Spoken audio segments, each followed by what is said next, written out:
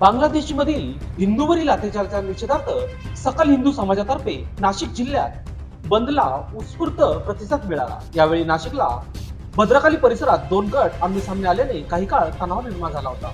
बांगलादेशातील हिंदू आणि मंदिरे यांच्या रक्षणासाठी भारत सरकारने तातडीने पावले उचलावीत यासाठी शुक्रवार दिनांक 16 रोजी सकल हिंदू समाजातर्फे नाशिक जिल्हा बंदची हाक देण्यात आली होती। सकाळपासूनच नाशिक बंदला उत्स्फूर्त प्रतिसाद मिळून आला।